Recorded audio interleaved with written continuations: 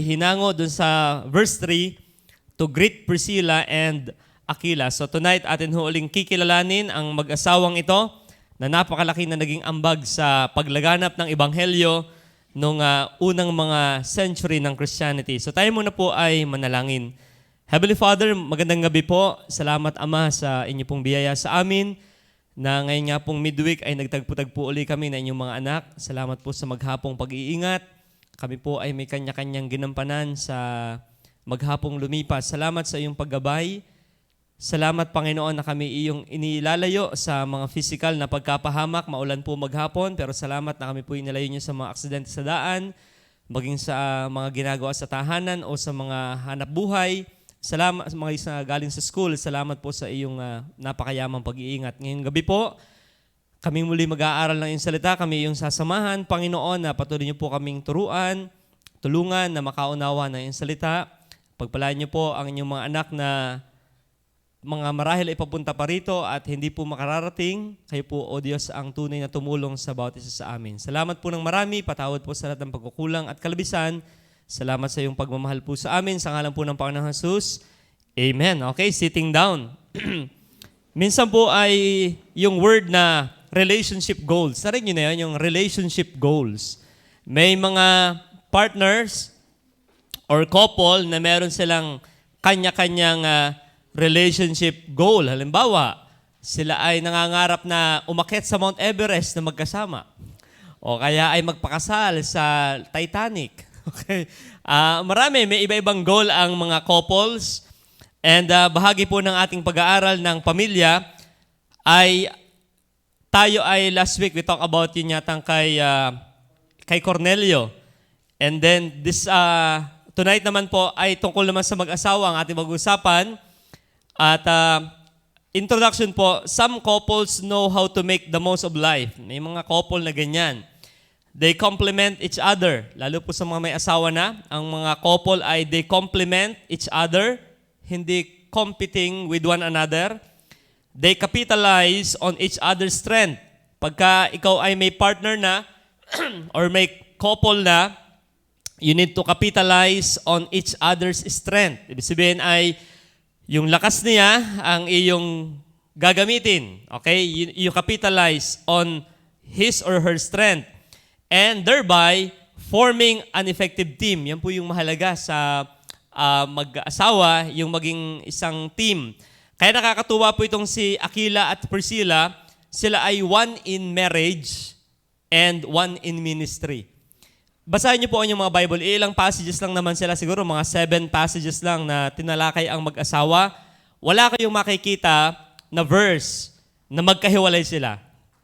Laging magkasamang, pag binanggit yung si Priscilla, mamay nandiyan na si Aquila. O kaya naman ay babanggitin si Aquila, mamay nandiyan naman si Priscilla. Inyo pong observe. I-type nyo lang yan sa inyong search dun sa Quick Bible at inyo mapapansin, lagi silang magkasama. So they form an effective team. And in an age when the focus is mostly on what happens to husband and wife, ito yung panahon natin nga what happened to husband and wife, Aquila and Priscilla are example of what can happen through husband and wife whose focus is on the Lord. Malimit kasi po ay, ano ba yung ginagawa ng mag-asawa? Yun yung focus ng age na ito. Ano yung ginagawa ninyong dalawa? Pero itong mag-asawang ito kaya kakaiba, ang ating makikita, ano yung ginawa ng Diyos sa buhay nilang dalawa? Okay, ano yung ginawa ng Panginoon sa kanilang dalawa? So ngayong pong gabi, we'll talk about this couple ng Bible. Bagaman sa Bible ay ilan din yung mga couple for Christ, mga couples for Christ or mga couples for the Lord na ating makikita. Sa chapter 16, yung nasa baba niyan, si Andronico at si Junia, yan ay mag-asawa din.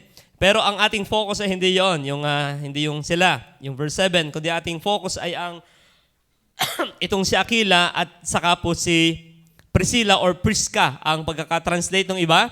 And that's not, hindi po yung problema. Kumbaga, Pablo, yung little Prisca ay Priscilla. So, pag nabasa niyo po sa Bible yung Prisca, yun ay si Priscilla na rin po. So ngayong gabi, let's talk about this couple ng Panginoon. Bagaman ang ating pong chapter ay Romans chapter 16, pero kailangan nating bumalik sa Acts chapter 18 sapagkat ang buhay ng mag-asawa ay unang na-record sa Book of Acts. So ating pong puntahan sa Acts chapter 16. Ating pag-aaralan po yung katangian ng mag-asawang ito. Bakit si Pablo ay tuwang-tuwa sa kanilang mga buhay? Acts chapter 18, atin na pong simulan ng ating pag-aaral. Ang sabi po rito ng Bible, pagkatapos ng mga bagay na ito, yung si Pablo ay pinersecute sa Athens at siya po'y tumakas, umalis siya doon sa lugar ng Athens. Hindi man pala persecution, kundi pagkontra sa kanyang pagtuturo. Siya po'y umalis at sabi ng Bible, pagkatapos ng mga bagay na ito, umalis siya sa Athens, Greece, at nagpunta po siya ng Corinto. So pag inyong sinubaybayan niyo sa inyong Bible, may mapa dyan. So punta sila ng Corinto. At nasumpungan niya ang isang Hudyo na nagngangalang Aquila. Ang ibig sabihin pala ng Aquilang pangalan ay eagle or agila. Kaya ang salita mayroon talagang resemblance, Aquila. Okay? Or an eagle. Isang lalaking tubo sa Ponto. Hindi ito Batanggenyo, bagaman may Ponto. Na hindi panalalaong nanggagaling sa Italia. So, galing Italy ang mag-asawa. Okay? Galing Italy si Aquila at Priscilla and they move puntang Corinto. Anong issue? Sapagkat ipinag-utos ni Claudio na ang lahat ng mga Hudyo ay magsialis sa Roma at siya'y lumapit sa kanila. So, konting background po. Yung si Claudio diyan ay emperor that time. At ayon sa isang historian na si Suetonius, itong si Claudio ay nung ika-9 niyang taon na emperador ng Roma, the reason ay pinalayas siya po ang mga Hudyo. Ang reason ay ito. The reason was because the Jews were a turbulent people. Ibig sabihin, ang mga Hudyo ay magugulo. Okay? Sa Italy that time. And that it was impulsor and that upon the account of Christ, some zealous for Him, others are bitter against Him. So, ano nangyari kasi po ganito? Itong mag-asawang ito ay Kristiyano na bago pa sila nakilala ni Pablo sa Corinto. Sila'y nasa sa Roma at kumakalat ang gawain doon. Kaya nga sa Roma chapter 16, sinulatan yung iba pang mananampalataya. Pag inaral natin yung konteksto niyan. At habang sila'y nasa sa Roma, pinalayas lahat, Hudyo at Hintil. Bakit nagkakagulo? Merong pro-Christ at merong anti-Christ. So sabi ng emperador, kayo pare-parehas magugulo, magsilais kayong lahat dito sa Roma, sa Italy. And such gave us an umbrage to the government and provoked the emperor who was a timorous, jealous man, kasi nagsiselos dyan sa, sino yung Kristong siya sabing emperor din? And to order them all to be gone. Magsilais kayong lahat dito. And if Jews persecute Christians, it is not strange if the heathens persecute them both. So ito po yung background. Kasi inaaral ko, bakit ito yung pinalayas? Bakit ang mga ito ay pinaalis sa Italy? So nung binalikan ko po yung parallel na history nito, ay yung palang issue. Nagiging magugulo ang mga laging may riot siguro o rally laban sa mga Christian. So nalilito yung, hindi ma-distinguish ang emperor ang Jew and Christian. So palayasin na lang lahat. Okay? And maganda naman yung nangyari. Nung sila'y lumayas, nakatagpo nila si Apostol Pablo. So verse 3, and because he was of the same craft, he abode with them and wrought by and for by their occupation, they were tent makers. Number 1 po na ating makikita sa mag-asawang si Priscilla at saka si Aquila. Number 1, sila po ay mga tent makers. Okay? Tent makers for the Lord. Tent makers for the Lord. Ang sabi, ano ba yung tent making? Ano ba yung tent makers dyan? Yung pong tent making, one that makes small portable tents. Hindi po ito yung tent na ating ginagamit pag nagka-camping tayo. Yung mga yari sa Coleman o kung ano mga brand. Kundi ito po ay leather or cloth of goat's hair. Pinagsapi-saping, hinabing balahibo ng kambing or linen. At ito po ang kanilang sideline. For the use of travelers, particularly sa soldier, ginagamit po ito ng mga sundalo, or yung Greek word po sa tent maker ay leather workers. Ba't ko po ito nabanggit?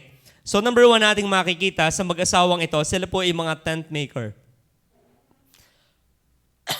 Maganda sa mag-asawa ay parehas masipag. Yun yung tinutukoy dito.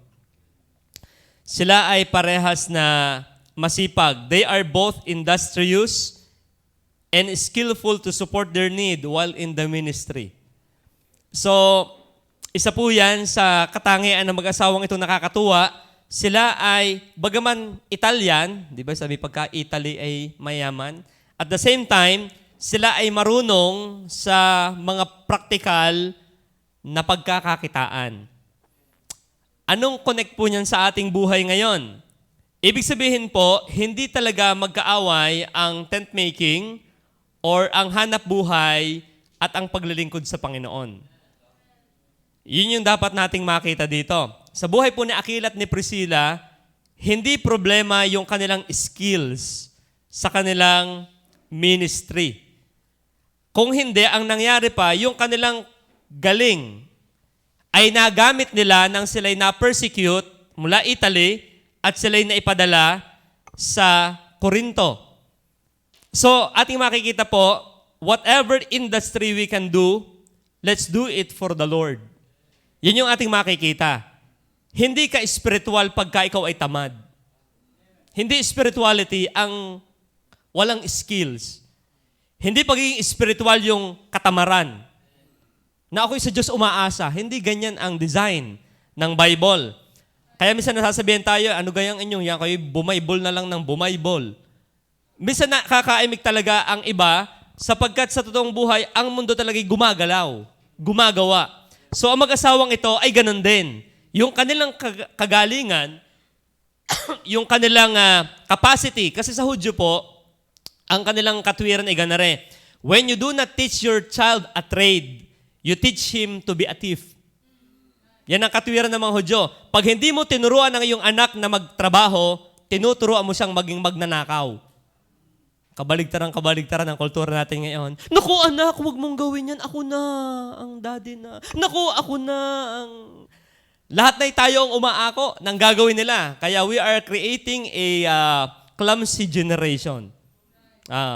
Sa Hudyo hindi. Bata ka pa lang, dapat matuto ka na magtrabaho. Meron ka dapat na alam na gagawin. Unlike today, na naku, yung kahirapang naranasan ko, ayaw ko nang maranasan ng aking anak. Kaya look at the generation we are creating. Generation na simpleng bagay, sabihan ni Des, ay ang stress level daw ng mga Generation Z at ng millennial ay kapantay ng stress level ng mga may World War, nung may mga depression era. Nasa konting assignment, depressed na ako. Assignment lang, depressed na. Yung word na depressed hindi yung ginagamit sa ganung mabababaw na bagay. Pero yung generation ngayon ay parang bigat na sa magagaan pa namang bagay. At madali silang magpakamatay. Why? But side issue, kita ko lang po, itong mag-asawang ito, kaya tinyo, kahit anong nangyayari, ipatapon man sila kung saan-saan, kahit saan sila makarating, buhay sila. Why? They know how to use their skill for the glory of God. Kaya po doon wala ka naman sa full-time, okay, magpakaigi ka sa linyang ibinigay ng Panginoon sa iyo. Huwag kang tatamad-tamad. I-develop mo yan, tulad ng mag-asawang ito. Kasi sabi ng Ecclesiastes chapter 9, verse 10, anong sabi po ng Bible? Ito yung prinsipyo ng mga Hudyo. Whatsoever your hand find it to do, do it with your might. Anumang masumpungan ng iyong kamay, basta legal, hindi naman magaling ka magpasa ng shabu. Whatsoever your hand find it to do it with your might. Yan ang prinsipyo. Sabi na iba, di bali ng tamad, hindi naman pagod. Well, hindi yun biblical. Wala kang support sa Bible, natutulungan ka na ipagtanggol ang iyong prinsipyong yan. Ang nasa sa Bible ay ganito, whatever your hand find it to do it with your might. For there is no work, nor device, nor knowledge, nor wisdom in the grave whither thou goes. Kaya ang mag-asawang ito, ang makikita niyo pong person, hindi kasi aksidenteng nilagay ng Diyos yung kanilang trabaho, tent makers. Bakit? Para ipakita na si Pablo, maging itong mag-asawa, yung kanilang kakayanan ay hindi naging hadlang sa kanilang paglalingkod sa Panginoon. Huwag niyong laging pag-aawayin yung dalawang bagay na parehas namang mabuti. Tama po ba? Ang work ay gift of God. Yung ability na makapagtrabaho ay biyaya yan ng Panginoon. Kaya hindi natin yan dapat pagbanggain, kundi dapat nating gamitin ang ating trabaho, ang ating hanap buhay for the glory of God. Tulad ng mag-asawang ito. Sila ay naging pagpapala. Why? Yung kanilang galing ay kanilang ginamit. So sa mga dito po na kayo may kanya-kanyang trabaho, pag-igihin niyo po talaga yan. Sa mga mag-asawa, lalo na may tent making na ginagawa. So yan po yung number 1 natin makikita, nakatangian ng mag-asawa. They are tent makers for the Lord. Sila ay gumagawa ng mga tolda. At nung tinecheck ko po, hindi madali yan. Kayo po ba'y nakapanahina ng balat? Yung balat, yung makunat yan eh. Madaling magtahi ng ganitong tela. Pero yung balat, try yung leather na sapatos. Napakahirap yan. Si tatay, nagtatahi. Kita ko ngiwi na pag nagtatahi. Sabi-sabihin, ito talagang ito yung industrious. So bahagi po ng pagpapamilya bilang mag-asawa ay dapat talaga masipag, nagsisipag, tent maker. So tent maker. So kung makakapag-develop ka na bang skills, magluto, mag-welding, mag-drive, anything na pwede nyong pagkakitaan for the glory of God, then do it.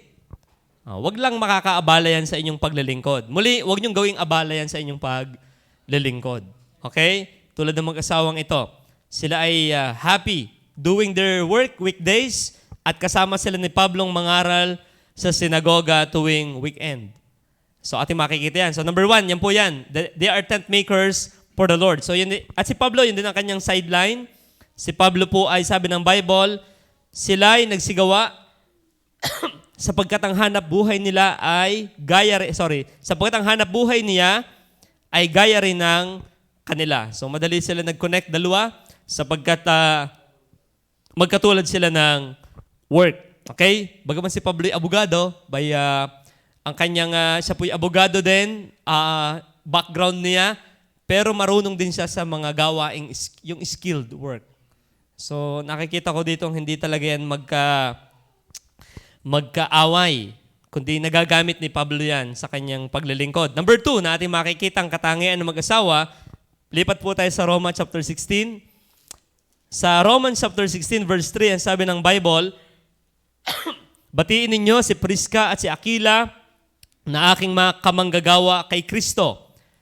Number 3, sa verse 3 sa English, greet Priscilla and Aquila, my helpers in Christ Jesus. Not only they are tent makers, but number 2, makikita natin po na siya ay helper. Yan, katulong ni Pablo. At ano bang ibig sabihin ng katulong? Yung word po dyan ay a companion in work, fellow worker, laborer, together with. So itong mag-asawang ito, ito pong si Aquila at si Priscilla ay mga misyonaryo ding parang si Pablo. Yan yung magandang relationship goal. Na ang mag-asawa ay parehas na maging helpers in the Lord. Yan, ang magandang relationship goal. Not only tent maker, parehas kayong may hanap buhay, o parehas kayong marunong magpatakbo ng pamimera, that's good. Kayo parehas na industrious. Pero not only that, ang mag-asawang ito ay helpers in the Lord. Both of them. Aquila and Priscilla are both helpers in the Lord. Yun yung ating maganda talaga ipag-pray. Yung mag-asawa ay teamwork pagdating sa paglilingkod sa Panginoon. Kaya tingnan po, ano ba ang ibig sabihin ng helper? Companion in work.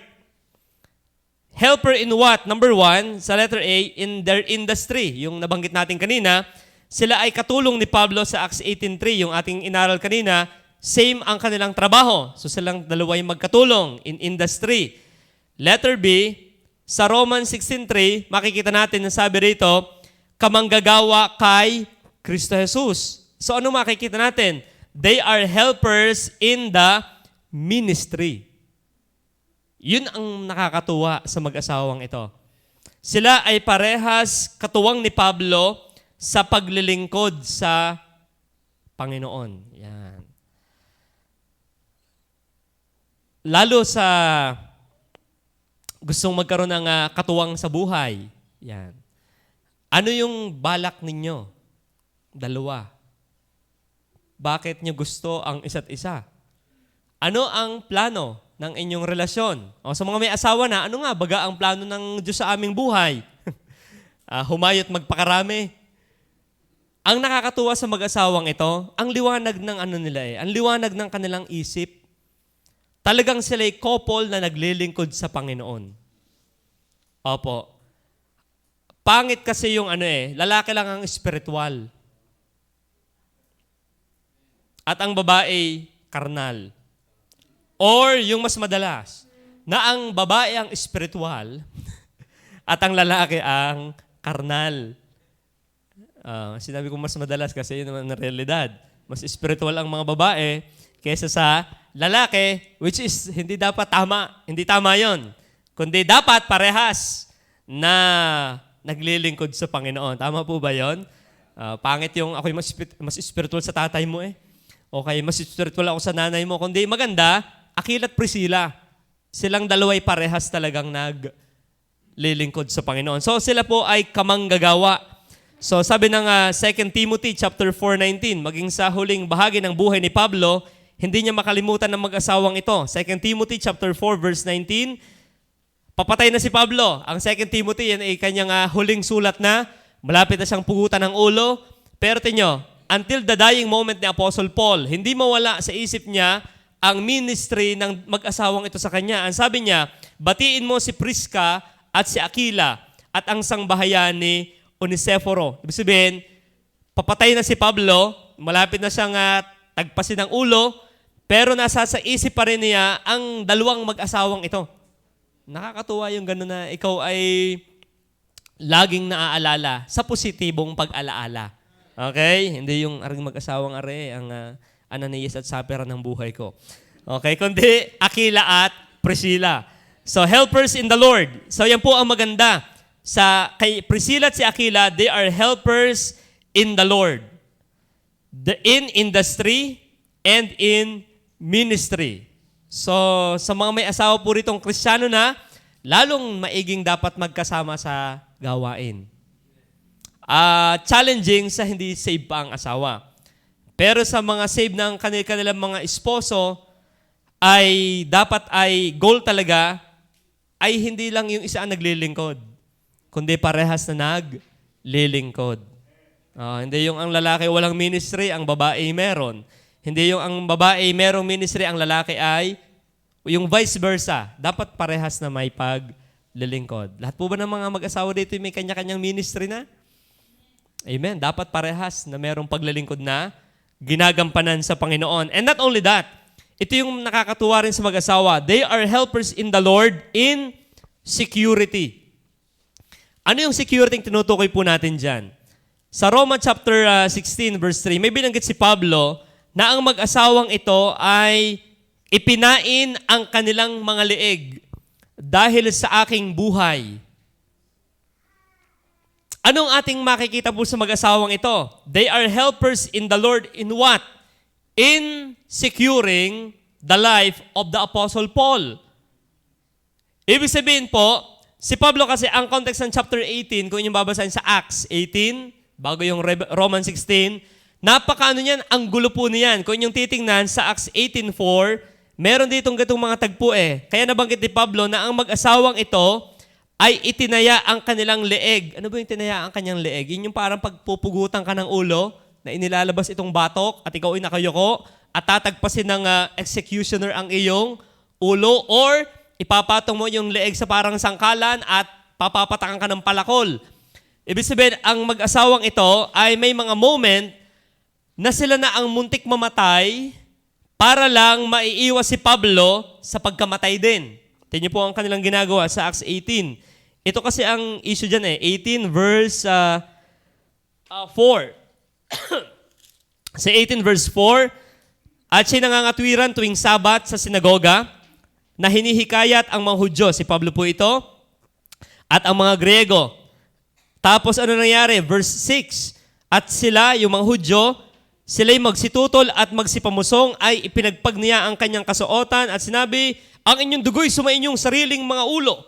Ako'y malinis. Buhat ngayon paroroon ako sa mga hintil. So anong tagpo dito? Si Pablo nangangaral sa sinagoga, hindi sa pakinggan ng kapwa niya Jewish, so siya'y lumipat ng hintil. Verse 9, tingnan ang sabi ng Panginoon sa kanya sa panaginip, huwag kang matakot. Ba't umimik ang Panginoon ng huwag kang matakot? Ibig sabihin, si Pablo, as human, natatakot din na siya'y kuyugin doon ng mga Hudyo. Anong sabi ng Panginoon kay Paul?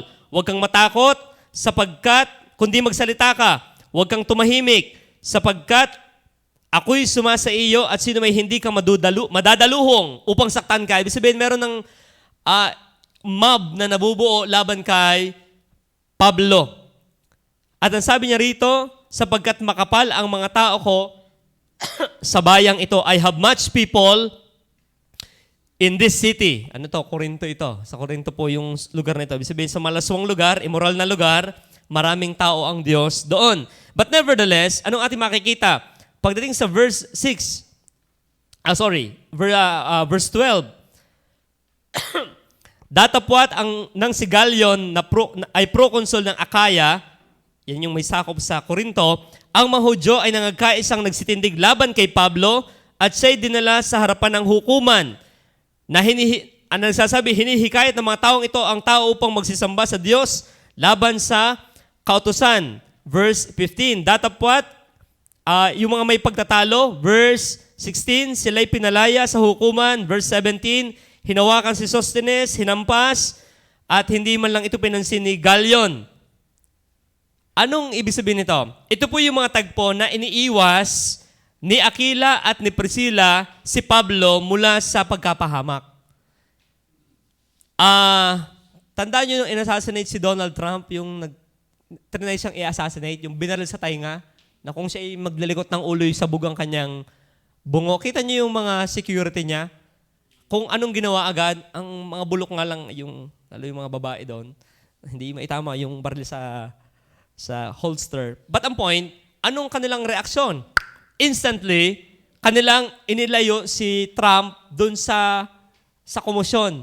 Itong mag-asawang ito, galit na ang mga Hudyo kay Paul. Anong kanilang ginawa? Pinatuloy nila sa kanilang bahay si Pablo. Yun ba'y delikado? Delikado po yun. Kasi halimbawa, merong hinahanting ang pulis at sa bahay mo nagpunta. Kita po namin, pumasok po dyan si Brother Rani. Wala, anong Rani po? Sinong Rani? Diba? Yun ay delikado. Pagka ikaw ang nagtago ng kinukuyog, alaala ko dyan sa Siko, parang naikwento dati na may nag-away, nasa bahay yata pumasok. Sa inyong bahay pumasok. Di ba nakakatakot yun na, pag hindi nyo nalabas, matadamay kayo. Di ba? Parang, itong mag-asawang ito, itinaya nila yon. Na para lang maingatan si Pablo habang nagkakaribok na ang mga pro-consul na ito at mga tao, Paul, exit ka na. Halika na. Tago ka na muna sa amin. Palamigin natin ang sitwasyon. So, itong mag-asawang ito, they are helpers in the Lord in the ministry. Iningatan nila ang alagad mula sa pagkapahamak. So, yan po yung napakahalaga sa atin din. Bilang tayo ay, layo mga mag-asawa, na dapat tayo ay in securing the man of God, dapat tayo po ang magkakatuwang. Hindi yung ang mag-asawa ang nag-iisip kung paano ipapahamak ang kanilang tagapanguna. Nangyari yan sa mag-asawang Ananias at Sapphira. Nagpulong din naman yung mag-asawa, close din yung mag-asawa. Daddy, ang laki ng ating napagbentahan. Sure ka ga na ibibigay natin to lahat? Siguro naman mauunawaan ni Lord. Sige, you're the boss. So pinatay ng Panginoon. Kasi nagpulong din kaso ipaglaban sa Panginoon. So, helpers in the Lord in security. So yun po yung napakahalaga. Tama po ba na dapat tayo ganyan?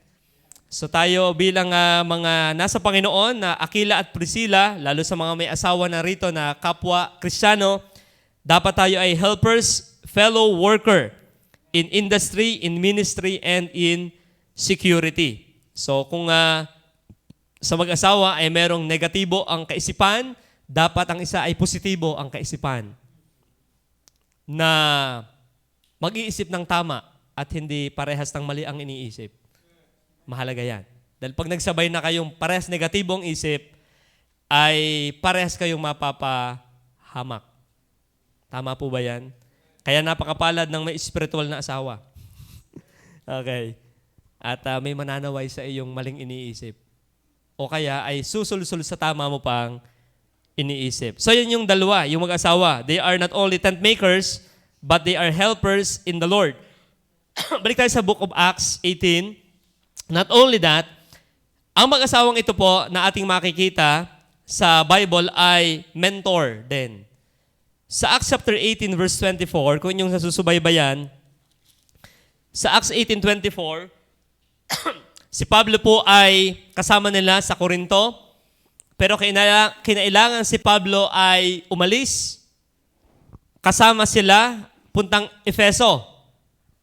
And habang sila po'y nasa sa Efeso, si Pablo ay alam ko si Pablo ay umalis dito at naiwan sila dong mag-asawa. Ngayon may dumating po doon sa verse 24. Ngayon, ang isang Hudyo na nagngangalang Apollos, hindi Kibuloy ito ha, Apollos, okay? Na isang Alejandrino sa lahi, taong marikit mangusap, dumating sa Efeso at siya'y makapangyarihan ukol sa mga kasulatan. So may dumating po dito, si Apollos, ang taong ito'y tinuruan sa daan ng Panginoon. At palibhasa'y may maningas na spirito, ay kanyang sinalita at itinurong maingat ang mga bagay na tungkol kay Jesus. Nang nalalaman lamang ay ang bautismo ni Juan. Okay, inyong tingnan po ito ha. Patatlo na ating makikita sa mag-asawang ito na maganda rin nating mamana, lalo tayong mga may asawa na, ay yung pagiging mentor. Pagiging tagapagturo. Dumating po dito si Apollos, galing Alexandria, Egypt. Nung unang panahon, yan ang ikalawa sa pinakasikat na School of Theology. Una ay Antioquia, Alexandria, Jerusalem. Yan po yung mga sikat na paaralan ng Biblia nung una. So dumating itong si Apollos, mahusay siyang magsalita, kaso may problema sa kanyang pagtuturo. Tingnan yung sabi ng Bible. He taught diligently the things of the Lord. Verse 25, knowing only the baptism of John. 26, and he began to speak boldly in the synagogue. Preacher din to. Nagpunta siya sa sinagoga. Whom when Aquila, tingnan po itong mag-asawa, whom when Aquila and Priscilla had heard, they took him unto them and expounded unto him the way of God more perfectly.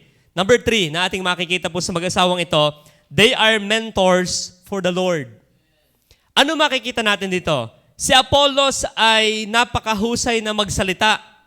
Preacher, orator, nag-aral sa isang magaling na university ng Bible School noong unang panahon. Yung Bible School nila ay sa Alexandria, Egypt. Isa sa mahuhusay din ang mga teacher dyan that time. Nag-preach siya sa sinagoga. Tingnan po ang ginawa ng mag-asawa. Ang mag-asawang ito ay tahimik lang na nakikinig sa kanya. Number 1, na makikita natin sa pag-mentor ng mag-asawa, una, they listen muna publicly. Dumating si Apollos, they listen. Yan, mahalaga yan. Sa itong mag-asawang ito, kita talaga natin sila lagi yung ano lang yun. Sila yung mga tahimik lang na klase ng Kristiyano. Hindi sila ang nagpipreach. Tama? Si Apollos ang dumating, siya ang nangaral. Ang dalawang ito na mas nauna sa kanya doon, anong ginagawa ng mag-asawa? Tahimik lang silang nakikinig. Si Apollos ay public speaker, ang dalawang ito ay private mentor. Sila ay doon magaling sa private discipleship. Hindi sila aking inaaral hindi sila mga preacher na mag-asawa. Sila ay more on sa one-on-one mentoring. Lagi yun ang kanilang approach mag-asawa, na meron silang kinakausap na iisa. Pero tingnan niyo po, ang ating makikita, as mentor for the Lord, number one, they listen muna. They listen publicly. So, pinapakinggan nilang magsalita si Apollos. So, yung kanilang, kaya napakahalaga sa mag-asawa, ang theologically ay lumalalim parehas. Very, very important po ito, na hindi lang ang tatay boy ang lumalalim sa Bible, pati ang inayditas. Hindi lamang ang lalaki ang malalim. Kasi kung nyo makikita, silang dalaway parehas na nakikinig. Maganda ang preaching ni Apollos. Pero tinyo, parehas silang nakahalata na may mali sa pangangaral ni Apollos. Ano ang mali sa pangangaral ni Apollos? Hindi naman maling-mali. Ang preaching ni Apollos ay hanggang sa baptism lamang ni John. Kaya po ganito din yan. Hindi porket magaling mag-preach, ay automatic natatanggapin natin lahat agad ng inaaral. Lalo tayong matatagal na mga Kristiyano. Dapat meron din tayong tinatawag na, if you want to mentor somebody, you need to listen well sa kanyang sinasabi.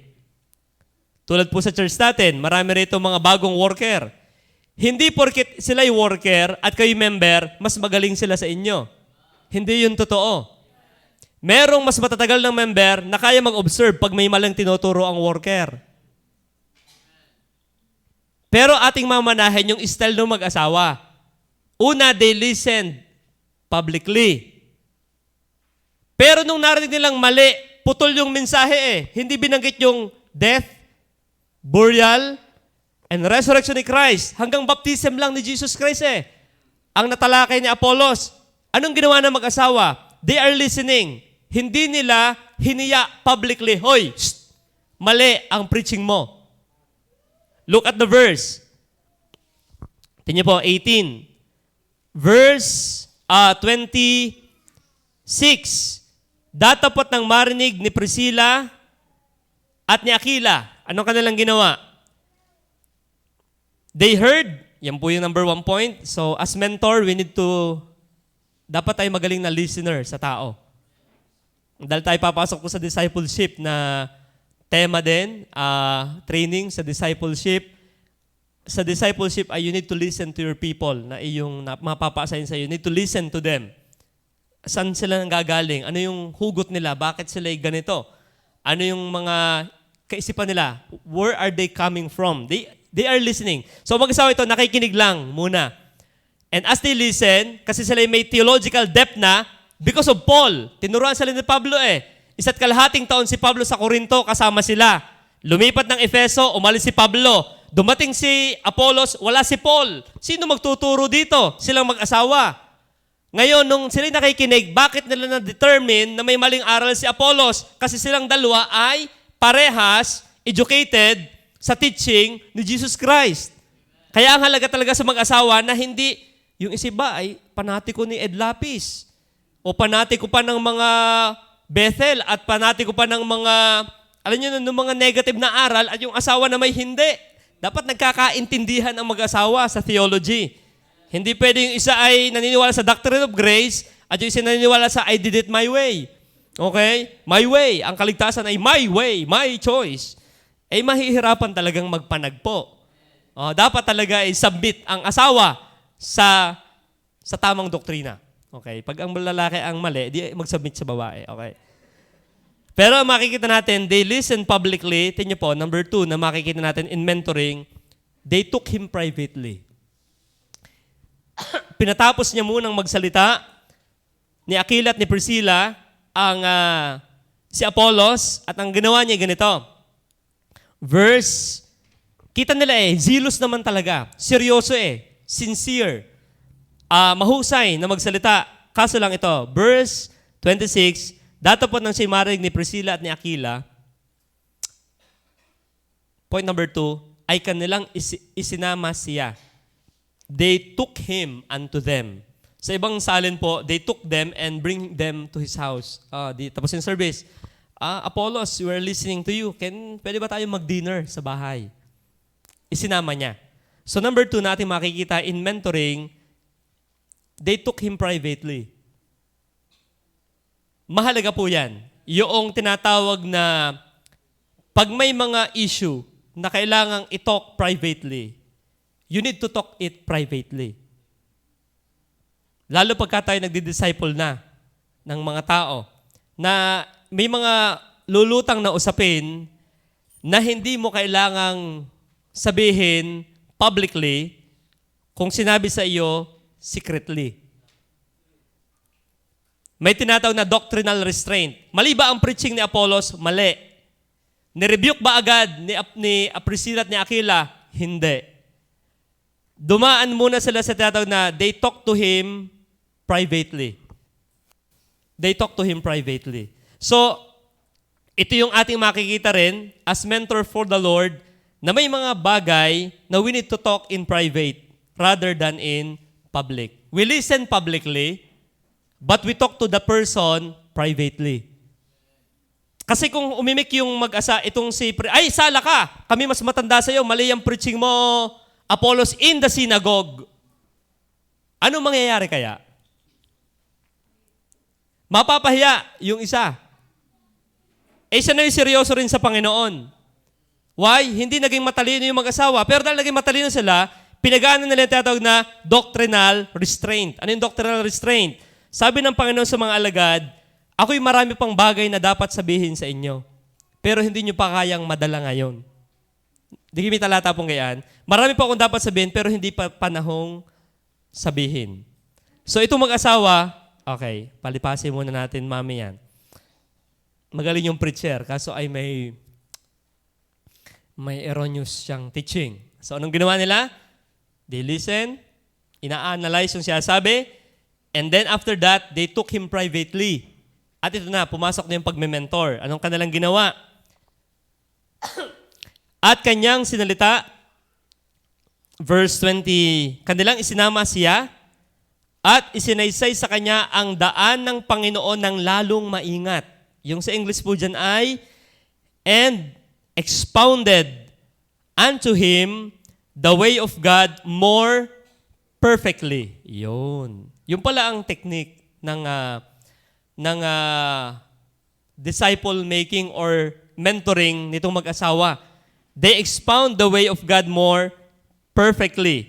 Yung word na expound ay to set up, to declare, expound more exactly and more perfectly.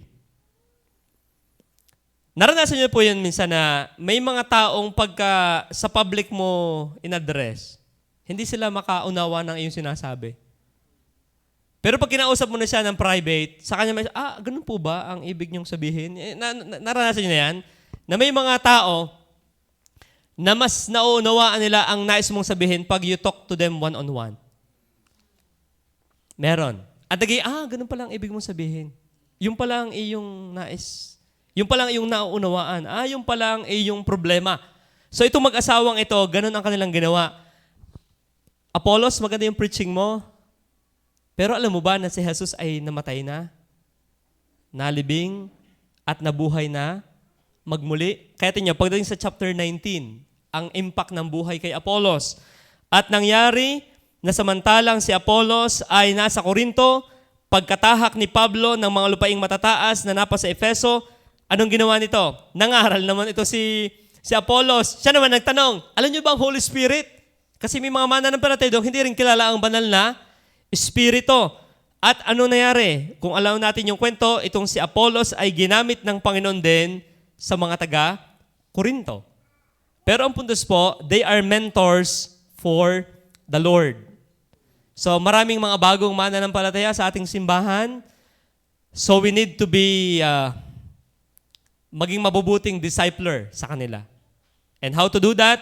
Una, we need to listen to them. Then we need to talk to them privately. Lalo pagka tayo meron na po ng module na gagamitin, you need to talk to them para malaman mo yung level ng kanilang iniisip. And bilang tayo dapat ay lumalago yung ating education sa Panginoon, we need to expound the way of God more perfectly. Yun po yung inaasahan sa atin. Itong mag-asawang ito nakakatuwa, 1.5 taon na kasama ni Pablo, pero sa Roma, sila'y natuturuan na din, they expound the way of God more perfectly. Halimbawa, sa ating mag-asawa, may lumapit na bagong mananampalataya at nagtanong ng mga usaping doktrinal, kaya mo na bang sagutin? Ano po yung free will na nabasa ko? Yung po ba'y totoong nagana? May magtatanong sa atin ng ganyan. O kaya ay maraming mga issues. So kailangan natin yan maaral na masagot po. So yun yung nakakatuwa sa mag-asawang ito. They are mentors for the Lord. So I hope and pray na yan po yung mangyari sa ating lahat na we expound the way of God more perfectly. Kaya tama lamang po na ang mag-asawa ay parehas na nag-aaral ng Bible. Tama lang po yan. Hindi yung, lalaki, ikaw naman ang lalaki, di ko mag-Bible study lang ng pangsarili mo. No, parehas ang mag-asawa. Dapat natututo na nag-aaral ng salita ng Panginoon. Napakahalaga po niyan. Oo, hindi yung isa lang ang spiritual at yung isa ay naiiwanan. Hindi yun tama. Kundi parehas lumago sa Panginoon. Especially in mentoring. At mahalaga po yan, yung both husband and wife ay mentors for the Lord. At sa ating simbahan naman, marami rito mga couples for Christ na pwede nang matanong ng mga bata-bata. Tama po ba? Tama? Meron nga? Meron na. Kita ko meron dito mga, paano ho kayo nagdidisiplina ng inyong anak? Meron akong hinahangaan din dito eh. Kagaling na rin magdisiplina ng mga anak. Parang behave na behave ang mga anak eh. Mas matatalino. So, how you do that? Gaano pa kalapad po ang pamalong inyong ginagamit? Isang dangkal, pingga o pala po? Ano po bang gamit nyo? Okay. Hindi, we need to talk to them. Yan po yung mahalaga. And maging sa Bible, sinasabihan po ang mga elderly woman to teach younger woman. You are mandated by God to mentor. Hindi yung ako'y nakaupo lang din eh. Bahala na ang young people, ang mga YS. No. We are obligated by the Bible na kung ikaw ay growing up in the Lord, in faith and in age, ikaw ay tagapagturo din sa iba. So you need to mentor someone. Apo, na para pagka tayo nawala sa daigdig na ito, at least yung ating karunungang na ituro ng Diyos ay may napagpasahan na tayo. Hindi yung pag namatay ka, the end. Wala na. Wala kang napagpasahan ng iyong mga natutunan. Tingnan, ang mag-asawa, tinuruan ni Pablo, 1.5 years ng doktrina. Dumating si Apollos. Ano nangyari? Ipinasa nila kay Apollos. Ano nangyari kay Apollos? Sa chapter 19, siya naman nagpasa sa mga taga-Efeso at Corinto. Yun. That's mentoring. Hindi tumitigil sa iyo yung karunungan. Dapat ipinapasa rin sa iba. And lastly, na ating makikita sa mag-asawang ito, sa Romans chapter 16, verse 3.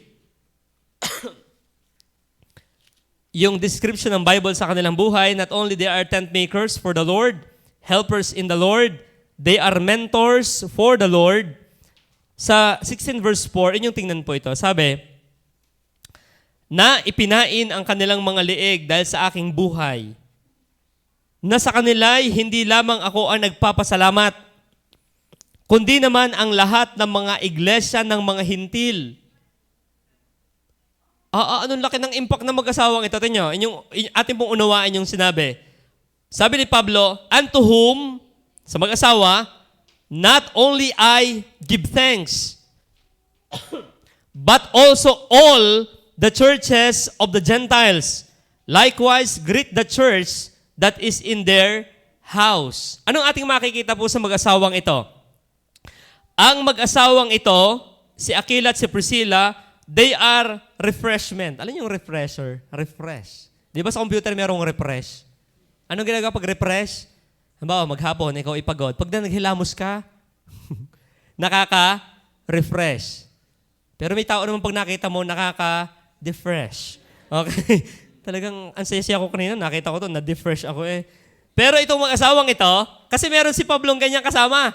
Si Alexander, si Hymenaeus, si Philetus, na pag nakikita niya, talagang ibigay na sila kay Satanas. Okay? Nakaka-defresh. Pero, pag naaalala ni Pablo, ang mag-asawang ito, siya ay nagpapasalamat. Yan. Evaluate natin nga ang ating mga buhay. Tayo po ba ay, ano kaya tayo? Pagka naaalala ng iba, tayo kaya ay refreshment o depressment? Pagka tayo binubulay ko, okay, natatakot din eh. Ako ba'y blessing? Am I a blessing? Yan. Yun yung magandang itanong natin. Ako ba'y blessing? Ang tao ba ay, when the people look at me, sila ba ay napapagpala sa buhay namin mag-asawa o hindi makita si Kristo sa aming buhay? So mag-asawang ito, hindi lang ang Apostol Pablo ang nagko-commend. Ang sabi ng Bible, all the churches. Kaya alam niyo po, ito yung ating tandaan. Ang ating buhay ay hindi nakakulong lang sa 4 na sulok ng building na ito. Tandaan niyo po yan. Ibig sabihin ng ating buhay, ayan ay may impact hanggang sa labas. Kaya napakahalaga na ang ating buhay, ipagpe-pray natin, Lord, make me a blessing to someone today. Maging pagpapala nawa ang buhay ko sa iba. Tulad ng mag-asawang ito.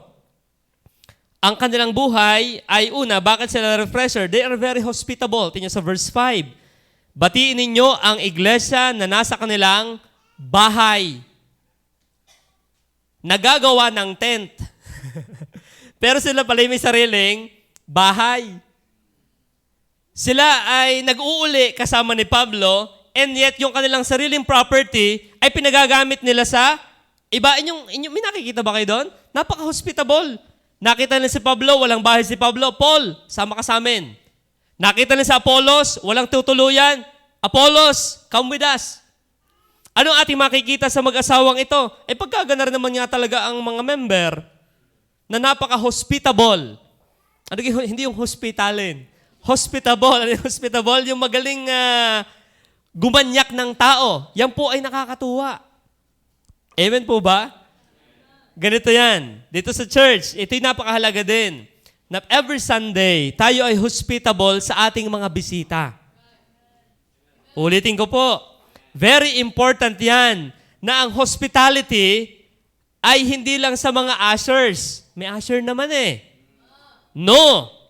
Ito po yung tandaan. Ang mag-asawang ito ay blessing. Tingnan nyo, hindi lang si Pablo ang tuwa. Sila ay hindi mga bombastic na preacher. Hindi sila lagi nasa limelight. Sila ay nasa sideline. Pero bakit sila ay nanonotice? Why? They are very hospitable. Very accommodating sila pag may tao. Anong application nito sa atin? You want to be a blessing?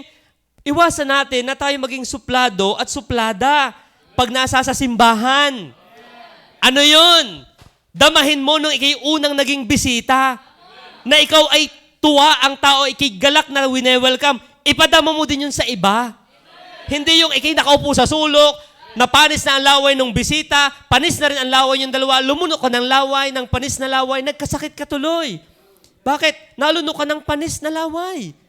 Yung laway, huwag mong panisin. Lunukin mo. Huwag mong Ibig sabihin po, tingnan ang mag-asawang ito, tahimik lang sila. Hindi sila tulad din na yung napaka-bombastic sa Bible, tahimik lang, kakaunting record. Pero bakit sila written? Notice ng langit at ni Pablo, they are very hospitable. Alam nyo, minsan hindi manabalik ang bisita dahil ng preaching. O nung nag-imbita. Alam nyo kung bakit minsan nabalik? Nakakatuwa sa simbahan nyo. Ano ng mga tao doon? Kawa-warm. Totoo po yan.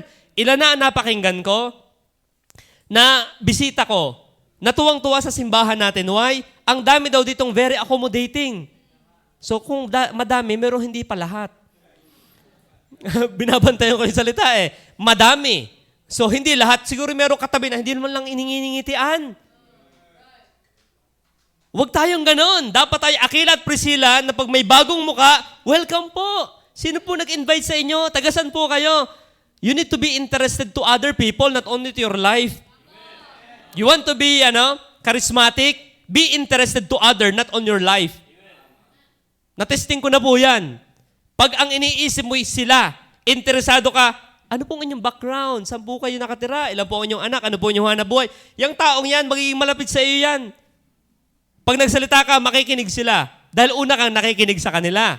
So, mahalaga po ito. Itong mag-asawang ito, they are very hospitable sa mga tao. Eh hindi, bisita naman ni Madam yan. Di bahala siya dyan. Eh, mga bata naman ni Romel yan. Eh di siya ang bahala. No, hindi tayo ganun.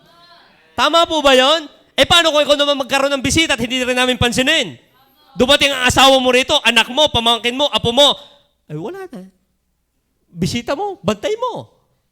Pagka naging ganang ating attitude, eh di tayo parang yung ating pinanggalingan, na nagkakasagian na, sino kayo? Who you? You who? Walang pinagkaiba. Kaya itong mag-asawang ito, they are refresher. At hindi lang kay Pablo, sa churches. Ibig sabihin po, ganito yan. Kahit saan kang simbahan makarating, hindi ako'y taga-God disable. Ang sabi ko lang taga-God disable. Sala yon. Lalo yung nasama sa prayer and fasting, dapat marunong tayo makisalamuha sa ibang baptist. Hindi yung ako'y taga-GABC. Ang kausap ko'y taga-GABC. Hindi gayon. Kapatid natin lahat ng baptist. Amen? So dapat kung merong masayahin, talkative, approachable, ay dapat tayo po yun. May kanya-kanya tayong problema, pero may pagkakataon na kailangan mong kalimutan muna yan and you need to forget yourself and focus on the ministry. So yan po yung napakahalaga, hospitality. Mas maganda yung hospitality kaysa nasa hospital. Mamili po kayo. Ano yung gusto? Hospitality or hospital? Malungkot kasi sa hospital. Bihira nakikita ko nakangiti. Yun lang cashier ang nakangiti doon. Lalo pag nasa ICU, instant cash unit. Okay. So, hospitality. So, we need to be hospitable. Amen po ba? Apply natin to pagkalinggo. Kahit hindi mo bisita, yung makamayan mo yan, mangitian mo yan, it means so much to them. Bata yang makulit. Miski, yan, alam niyo, mga bata rito, ako'y grabing manaway sa mga bata. Pero yung mga bata yan, pag sinaway ko at inutusan ko, nakikinig. Kasi ramdam nila yung yung ako'y mapagmahal, pero ako'y stricto din. Hindi yung, ano kang pakulit? Wala ka naman binibigay man lang na candy. Yang mga yan, pag sinasaway ko, may pabuntot yung Hershey's o kay Marie o kaya alam mo, madali mo silang, hindi, kalilikot! Bigyan mo ng candy at ng tumigil. Pagka may isang balding ribiscuit, titigil yan. Naunuhan niyo po yun? Huwag lang tayong puro comment. Kalilikot ka naman. Bigyan mo. Bigyan mo, kapapayat. Bigyan mo ng pagkain. Payat pala eh. Be hospitable. Dudumi ng damit. Baka meron ka dyang extrang maganda. Bigyan mo. Kababaho, ang dami mo ng pabango. Bigyan mo. Yung ganun. Alam niyo yun? Pagka yan ay naging tunay sa atin, ang simbahang ito'y lalo itong pagpapalain ng Panginoon. Oo. Yung simbahang magiging ang brand ay mapagmahal. Hindi lang si Romel. Lahat ng member ay mapagmahal. Hospitable. Yung naririyan pa lang sa bungad, welcome po. Basta yung ngiti pag may tao ikinangiti, hindi ba kahipokritahin yung Brother Henry? Ako'y malungkot? No. That's maturity. You learn to control your feelings. Hindi ka nagpapagovern sa feelings mo. You are governed by the fact na nadidiyan sila, kaya masaya ka. Oo, hindi ka, bagaman nakakapekto yung wala, pero mas tinututukan mo yung nadya na. Kesa sa wala. Ay, wala yung bisita ko eh. May bisita nga diyang iba, din ang tutukan mo. Ayan ang yung asikasuhin. Be hospitable like Aquila and Priscilla. Kaya naman sabi ni Pablo, talagang kayo mag-asawa, you are a blessing to me and to all the churches. Yun ang masarap na pag si Denden at saka si Lito, ay kahit sa Good Shepherd pag-usapan, ay ayos yung mga mag-asawang yan. Lalo yan si Don Mac at si Doña Grace. Kilalang kilala na yan hanggang Batangas. Okay?